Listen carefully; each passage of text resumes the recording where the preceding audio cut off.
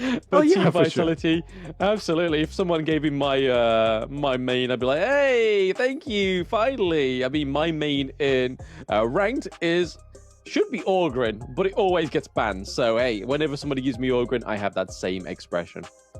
Yep, that's right. They're going to conclude the drafts now with the ban on the Lady Jin, as well as the Sun Bin coming in for the side of Major Pride. So a little less disruptions available for both sides. Mid lane, that's the big contest here between the two sides. So you have options like the Princess Frost, which Major Pride will take up and snap pick right away. Yes, so that leaves pretty much the high note open for the side of Team Vitality, whether they will go for it for Highland. But right now, we could see the Hue 1 actually flex into the mid lane if he really wanted to, right? See if they can pick up something else within that jungle. We still have the likes of the Monkey open. We have Kaiser, Dune open as well. So there's plenty here to be sought for on the side of Team Vitality. But in terms of support, it's going to be interesting to see if they go for the Taiyan or they go for something a little different into the support role. Okay, some leap reading there. It feels like Winter is saying she's not scared of whatever that MP is going to throw at her. So she's going to pick up the tie-in, and rightly so. It's going to be the Hano going into the hands of Vitality, and probably going to be mid with Highland. Yes, yeah. I don't think City Boy wants to go for the Hino. I don't think he's ever played it, so the Hue 1 kind of fits nicely in his hero pool, whereas the Hino, we know that Highland can perform with that one. So we get the full roster. It's the Taiyan and the Hino locking in. Okay, so nonetheless, let's make this clear. It's not going to be an easy game at all for either side, right? So both teams, they have had their signature picks already. We have the Chin coming in for Major Pride. We have the Hino Highland Special. And it's curious to see if there's going to be any kind of stellar performance on either side, right? Who's going to get the upper hand in this game number 1 of a best of 3 series? Yes, and for those that are just joining in, obviously Vitality have secured their play-in, so this is a little bit more of just a task for Major Pride to see if they can take a round from Team Vitality. Yep. And right off the bat, you could see, there's going to be a lot more pressure. They want to make sure that Alimsky gets the best game possible, so they will rotate their mid lane down into the blue side of the map for their Azure Golem. Very quick take. Yes, very quick take. I'm really excited to see Alimsky finally get this pick right. It's been something we've been waiting for the entire of the play-ins. It's just unfortunate that the teams, I mean, unfortunate for Major Pride, but not for the teams against Major Pride, that they've been doing their homework. Oh, yeah, for sure. And at this point, I want to see, right? You've been talking so much about this Alimsky thing. I want to see this crystal quality that you're speaking of. Yeah, hopefully he portrays it nicely, because if not, then I've kind of oversold him, right? But hey, I've got all faith in Alimsky to try and perform, especially against Team Vitality, who have completely got a blemish-free record within the play-ins, right? So it's not some easy feat to pick up the Jing and go against somebody, go against a team that's already beaten you 2-0. So it takes a lot of gall to pick this up and try and perform with it on this stage. Okay, Alimsky gonna dive in here, and I don't think they're gonna achieve much here. No, not too much. Just using it a little bit more defensively right, just to get out of there. The mirror domain does get propped by Alimsky.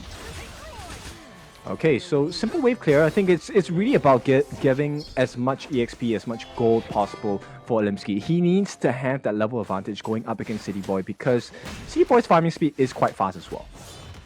Oh yeah, super duper fast. Like, we've seen that City Boy is able to match those most aggressive junglers, right? So City Boy really put in the jungle to test, and on the Hue 1 is able to clear a lot faster than most junglers can. But currently, Limsky just a little bit ahead of that XP there. He went level 5 first before City Boy.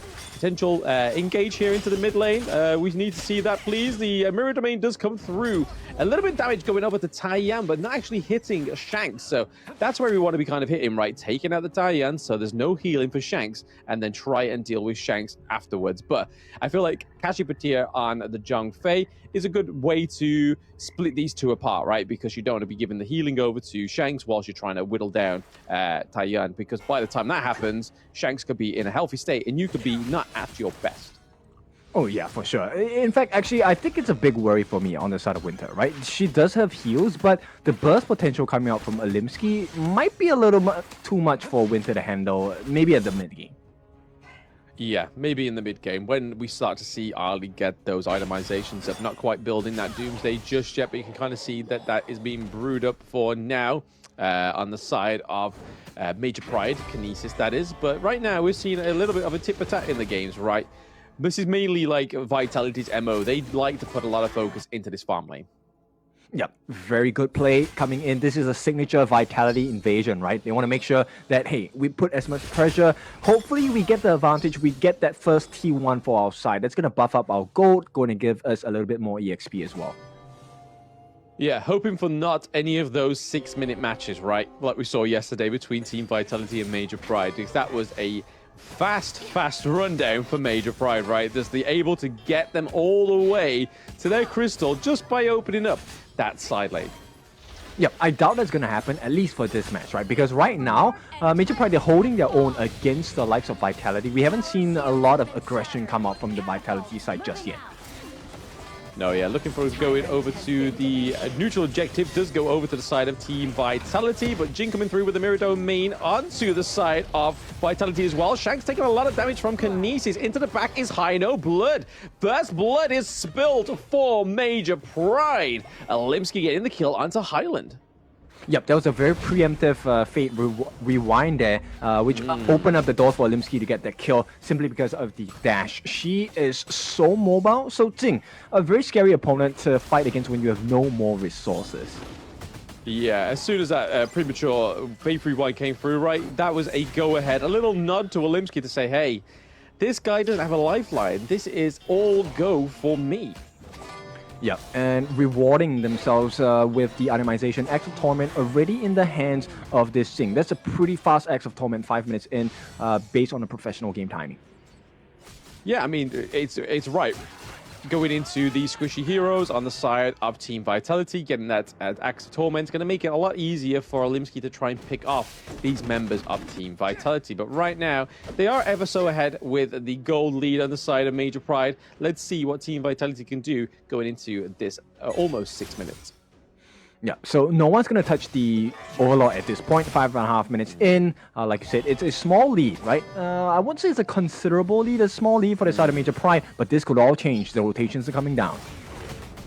Yes, absolutely. We do see City Boy and Highland going in for the rotation there. We do see the teleport mechanic was being thought of there on the side of Major Pride, but this is like, hey, let's just scare them away from that T1 in the bot lane, because we know if they don't get scared, they will take it. Yep, and 90, signature move, hiding in the bush. He is one member you do not want to get caught out by. Yeah, definitely a learning lesson for Virtus Pro, right? That face check with your face when 90's in that bush is probably going to end up with a 99 from 90, making sure you go to sleep. But Highland and Red just trading a few blows here and there. Those scepters are deadly on the side of Team Vitality. Okay, so while you know, Major Pride have a small lead in terms of gold, right? I still have really big concerns coming in for Red Cutie, because this is a lineup that is pretty mobile as well. I don't think it's going to be an easy game for Red Cutie at all.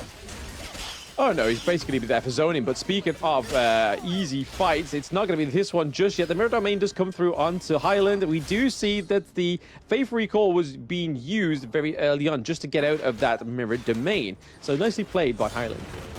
Yep, and I think they are putting a lot of confidence into Winter as well as the tankiness of a City Boy, right? So they're actually going a little bit more aggressive onto Highland's build here. Mask of Agony first instead of the standard defensive structures like the Blazing Cape or even the Holy Grail, right? To help with the MP regeneration. Okay, here we go. Oh, Olimsky. okay. Olimsky going in onto Highland. Not able to actually get too far into the backline there, because we see that City Boy denies the access onto his teammate, right? If he wasn't there, if City Boy didn't come to the rescue, Highland would have been down 0-2. Yep, and you can see the rotations on the side of Major Pride, right?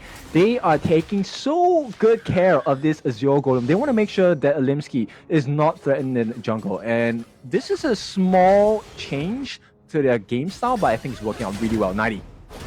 Yes, almost getting caught out here in a 2v1. It is 90. The mirror domain does come through, but there is the death on Sunset. The truth mantra just keeps them away, though. So nobody falling into the clash lane on the side of Team Vitality. Rightly so.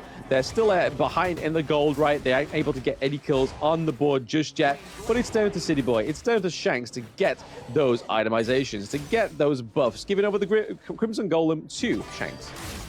Yeah, it's kind of interesting because he's keeping pace against the RLE being played by Kinesis, and in fact he has a very slight lead as of just now. Yeah, ever so slightly. They're going for the second neutral objective for themselves on the side of Team Vitality. Oh, it does get denied, though, by Major Pride. They're able to take that crucial kill theft. Not quite qualifying for one just yet, but hey, here's Jin going straight in onto Taiyan, and it's going to be Kinesis picking up the kill. The second blood for Major Pride. Yep, and my realizations and fears have been realized here because that's what I'm talking about. Alimsky, if you give him the lead, Winter is not going to have a good time. And when Winter is down, you're caught in between a rock and a hard place on the side of Vitality. Yeah, it gives Shanks less of a lifeline, right? Yes, he still has the infinite vastness, but he doesn't have that constant healing from the Taiyan. But right now, Major Pride up by around about 2k gold, but we've seen this time and time again with Team Vitality. They play from behind, but they're able to come back. They're able to just jump up from that edge and pull their opponents down. Right now, 90 catching out Kashi Patir in that bush. But is it going to be enough damage? Not quite yet, but Jin gets the kill onto Shanks out of the Observer's peripheral there, which was really nice. This is Alimsky really showing why that Jin hasn't been coming through in this play-ins. Yep, so far, absolute perfect performance coming in from Alimsky, and now we know why, right? Why it's consistently banned out, and I like the fact that Vitality wants to give it a try. And so far, not the best appetizer they've tasted in a while. Hey, I mean, it's a great respect. It's a sign of respect, right? Saying, hey, we know you love this pick. We know you're actually really good at this pick. So let me test myself and test you on the stage and see if you actually are as great as people say and as those scrim practices say, right? But right now, Alimsky is showing that truth of the matter is that he is a Jing main, currently up a level above Hue 1 right now. Yep, and it's a compliment, right? Because at this point, Red Cutie complements that synergy, gets the Venomous Staff. It's going to be a hard game for Vitality, at least for the next few minutes. Yeah, and if they try and dive onto Red QT, as we know, some of the mid lanes seem to be a little bit of a target for Team Vitality. He has the Splendor to keep himself alive.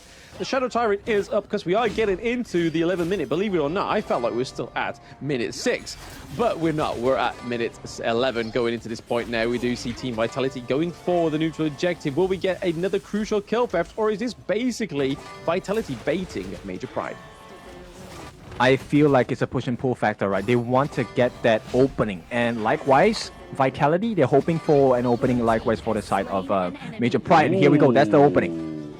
Yes, we did see a bit of an off-cam kill there for 90, taking down Kinesis, which really puts them in a handicap for this neutral objective on the side of Vitality. Right now, they do get the stunning onto Shizuki, but Shizuki goes into the backline there with the death on Sunset coming through as well. Mirror Domain also doing a lot of damage, but City Boy is committed. 90 into the backline there as well, looking to get a kill onto Alimsky, but it's not Alimsky that falls. It's going to be a double kill going over to Shanks on the side of Team Vitality. Yeah, big win. It is an even kill score, but it's not going to be an even gold score in a bit. T1 now being threatened by the side of Vitality. They should take this with ease, and right now they're going to even out a little bit of the map control. Yes, again, like we said earlier, this is classical Team Vitality. They play from behind, but then they get ahead with these great team fights. 90 with such a great flank from the back line, taking down Kashi Batir, but not taking down Alimsky, which was, you could see in his eyes, was the real target. Yeah, and this was all credits to Highland as well. He was the main peeler for the team. Take a look at the build now. Insatiable Tomb with the top Twilight Stream, as well as the Mask of Agony. You don't want to take consistent hits from Highland, because when you do, and you get the lockdown from 90, it's game over, man, for the side of Major Pride. And even with Shanks, right, he's built the Starbreaker as well as the Eternity Blade, as well as the Master Sword. So a lot of damage coming through, and it looks like Siegebreaker being that next item for him. So we've seen this time and time again on Shanks that he gets those itemizations, he gets the damage, he gets everything delivered for you. But T1 down into the Clash lane as well, thanks to 90. That is all T1s on the side of Major Pride now down, and the same for the T2 into the Clash lane. 90 wasn't as happy. Just with one turret, he gets two. Yep, it's a big swing. They get the catch as well. Yes, with a swift exit, Alimsky actually falls down for the first time in this match. He is level 15, so he is far ahead of most of the players on the Gorge right now. But hey, down goes another T2. Vitality have shown respect, but now they are showing discipline. Yep, very clean gameplay coming out from Vitality, very methodical as well. And right now, it's really about laying the pain on the structures across the map on the side of Major Pride. And so far, it's been doing well. You know what? The earlier kills onto Winter doesn't matter anymore. Right now, they are in the lead, 2,000 gold ahead. It doesn't, and I think this is kind of like the beauty of the Taiyuan pick, right? It's like, no matter how many times you kill her, she's still going to always give out that base level of healing, which is her main function, right? Is just to heal your team and just keep them sustainable within these team fights. So she's not missing out on much here with Winter falling, but it just means that it's going to be effective even if you take her out. It just means that she comes back, she's still able to do that same job. Yep. In fact, the more damage she soaks, the better, because that means that's more lifelines given to the side of Shanks, there's more lifelines given to the side of Highland, and especially 90, because they will be the ones responsible for setting the stage against the likes of Major Pride. And boy, have they done that well. Yeah, 90 really having a target on the back of Alimsky for this latter part of the game, right? Just constantly waiting for Alimsky to make the most overstep that he can, and then punish him for it with the Truth Manchas and the likes of. But the high ground turrets here looking a bit battered on the side of Major Pride. We are seeing that Shanks is doing a lot of damage now, so we must have that siege breaker up as well. The Vanguards are coming through to that farm lane, and Kashi Batir just taking shots here and there, and absolutely doing a lot of damage now is Shanks. We do see Alimsky trying to find out and take down the Vanguard in the mid lane, able to do that, but the Shadow Vanguard's still down there in the farm lane, so they've really got to try and wipe these down before Team Vitality get their way in. Yep, they're going to beeline for the top tower here, tier 3 being threatened as well. I think it should be quick and easy work for the side of Major Pride here, but they might lose the T3. Here comes the ride in the wind. That's going to be a killing blow towards that structure on the top. So right now, it's 2 lanes of open Mega Minions going to be marching down for the next few minutes. Yes, the Mega Minions on the side of Team Vitality just going to put that much more pressure onto the side of Major Pride. They're already down by around about 3.4k gold, which they were ahead for around about 2k for a long time, but this is just classical Team Vitality. Play from behind, then play right ahead. They get the Shadow Tyrant for their side. That's a lot of damage coming over to the side of Team Vitality. Shank's going to be able to do way more damage now, as you can see. That gets taken onto Shizuki and Alimsky. But down goes Kashi Batir as well once more. Zhang Fei falls, which is going to be a huge detriment to the side of Major Pride right now. They don't have the front line. All they have is those squishy heroes. The only thing they can really do to zone out the side of Team Vitality and keep them away is that Winter is coming from Red QT. But they're just waiting for the minions. 90 is walking them and escorting them to that crystal. Needs to do a bit of work into the Clash lane, but with one cannon minion, can they make this a dream for Team Vitality? Well, a dream is all they have on the side of Vitality, but it's going to become a reality in the next couple of waves here. Yes, we did see the Miracle Domain come through, trying to take down Shanks, but it's not going to be enough for Alimsky. That is a crucial crowd control coming through from City Boy, but that from now is Game 1 taken to Team Vitality against Major Pride. Smooth, I like the confidence, and of course that earlier confidence coming in from Winter. The deaths don't mean nothing to her at this point, because she's just going to provide the heals, provide the space. City Boy is going to provide all the tank. That's it.